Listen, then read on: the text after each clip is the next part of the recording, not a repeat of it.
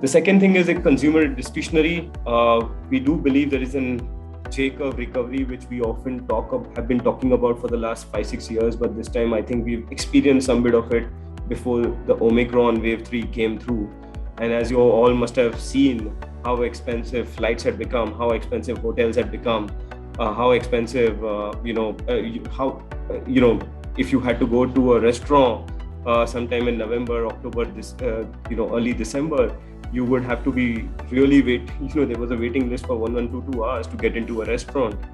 And these are the things that happens when this is typically what we call as the J curve, where anybody and everybody wants to just either fly, travel, consume, drink, eat.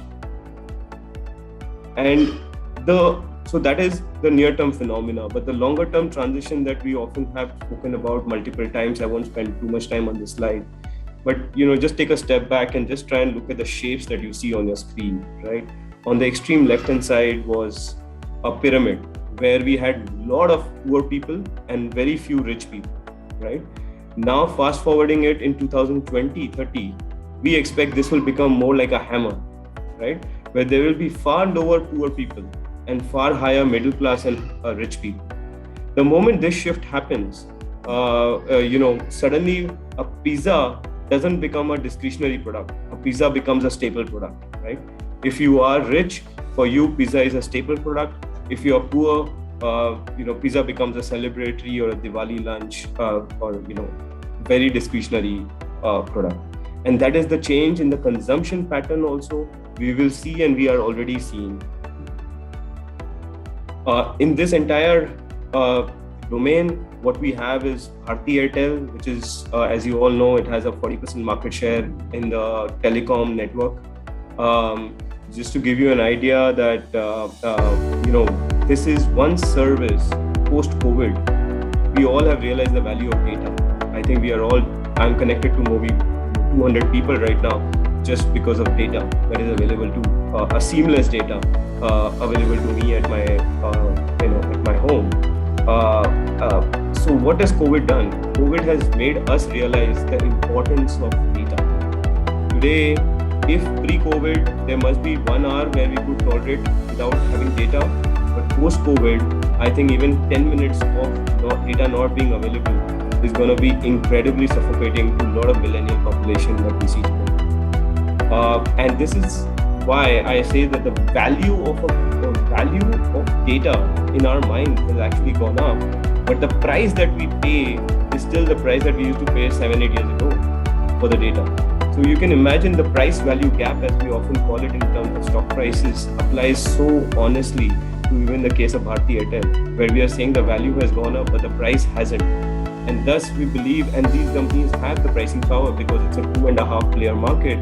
There is now a Reliance and there's a Bharti, and both have got their due market share.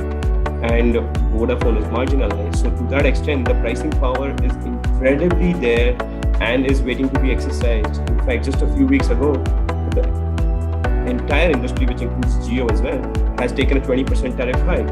What it means is something even more important, because what this means is suddenly you and I will be spending 40,000 crores more to pay for our mobile telephone. Right? And we were positioned pretty much ahead of time on this one, and the stock is already up 35% from our buying price.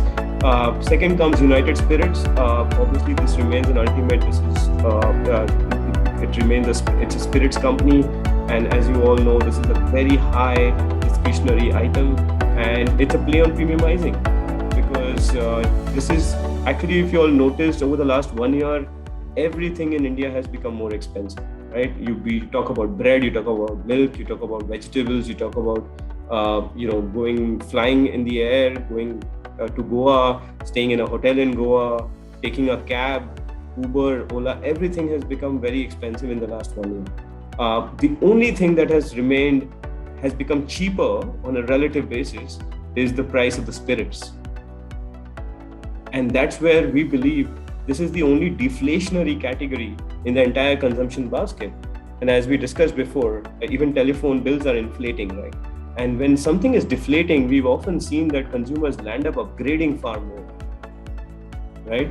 And this is what we've seen, in many examples. As you would have seen earlier, Lifebuoy was a premium product 20 years ago, but today Dove is a premium product, and Dove is almost 1.5 times the price of Lifebuoy.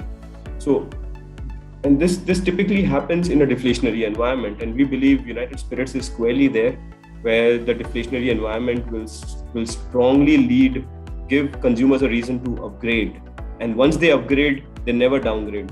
So once they upgrade, the gains are permanent, and you start making higher money from more customers. The third stock is Jubilant Foodwork. In our view, this is the Domino's, as we often popularly known as.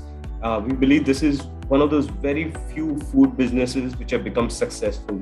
If you really look at the last 20-30 years, leaving aside the Udupis and the Mysore, those South Indian joints, if you actually think about it, there is actually not a single joint which would have lasted over the last 20 years, except McDonald's and Domino's. And within that, if you actually see, Domino's has far superior financials and far superior return ratios than McDonald's. What does it go to say? It just goes to say that in a very difficult industry, which is a food industry where consumers tend to get bored very fast, Domino's or Jubilant Foodwork has been able to establish a solid cash cow.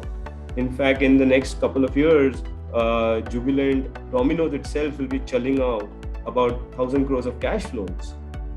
And now what Jubilant Foodwork is doing is using this 1,000 crore of cash flow coming out of Domino's and reinvesting in a biryani brand, in a Chinese brand, in a burger brand, in a barbecue brand.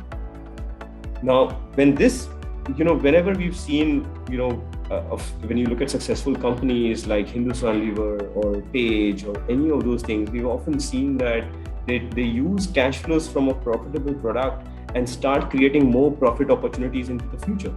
And this is where we believe this company is doing this incredibly well, and we remain extremely bullish. This stock has already doubled for us, but I still think there is a huge runway ahead in a very difficult industry and a very difficult business. We do have a success and a winner here. The last one is VIP Industries. As you all know, this is the most popular VIP brand of luggage. Just to give you a quick summary of how the industry is, this industry is largely comprises of 3 organized players. Rest everybody is unorganized. And within these 3 players, it's Samsonite, VIP, and Safari.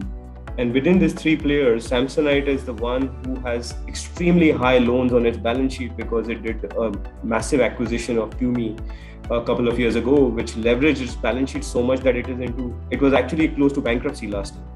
And the government had to bail it out, which leaves just a huge industry, a 6,000-7,000 crore industry with only 2 players to win over it.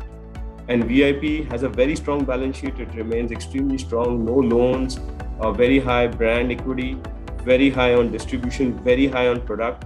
And the most important thing is that the unorganized market used to buy all the products from China, and they used to put their stamp and they used to sell it here in India. Because of the COVID situation on geopolitical and the logistical issues that we've been facing, the entire China supply chain of luggage has been completely broken, not just for India, but for the world.